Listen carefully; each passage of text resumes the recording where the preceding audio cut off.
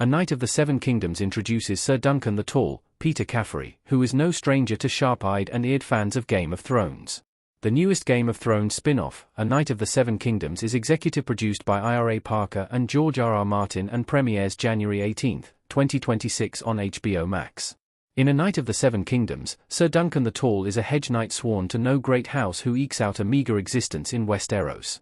A Knight of the Seven Kingdoms Season 1 centers on Sir Duncan trying to improve his fortunes at a tournament at Ashford Meadow. Sir Duncan meets a young bald boy named Egg, Dexter Sol Ansel, who becomes his squire and loyal friend. Duncan Egg star in 3 novellas penned by George R. R. Martin, The Hedge Knight, The Sworn Sword, and The Mystery Knight, which the first 3 seasons of A Knight of the Seven Kingdoms plans to adapt. When A Knight of the Seven Kingdoms Sir Duncan the Tall was mentioned in Game of Thrones. Image via Max.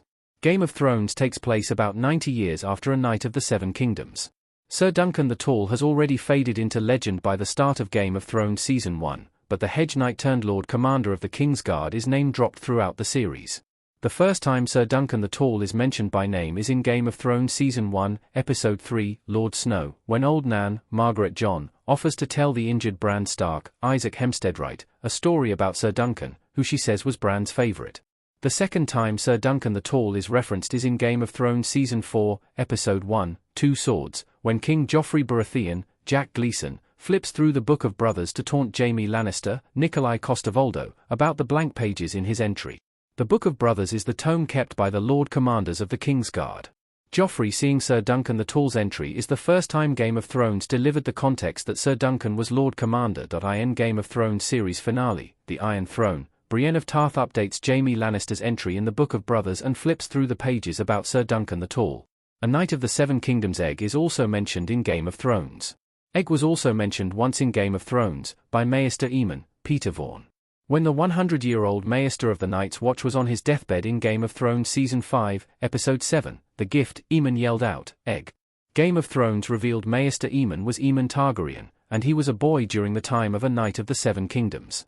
George R. R. Martin's Duncan Egg novellas reveal how Aemon is related to Egg, and it's a pivotal part of Egg's story in A Knight of the Seven Kingdoms. A Knight of the Seven Kingdoms trailer shows a different side of Westeros.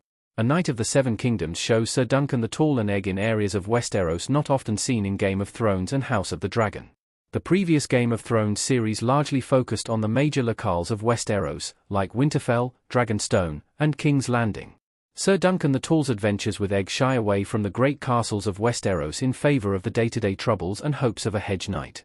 Powerful members of the Targaryen and Baratheon families cross paths with Duncan Egg, but A Knight of the Seven Kingdoms goes to new and unexplored corners of Westeros. Why Sir Duncan the Tall is so important in Game of Thrones history. As A Knight of the Seven Kingdoms will depict, Sir Duncan the Tall is, despite his size, an everyman in the Game of Thrones universe. Born into poverty in Flea Bottom, Duncan is not particularly bright, nor was much expected of him, but he has a good heart and believes in the principles of knighthood. Sir Duncan the Tall proves to be a survivor who experiences great setbacks but also good fortune.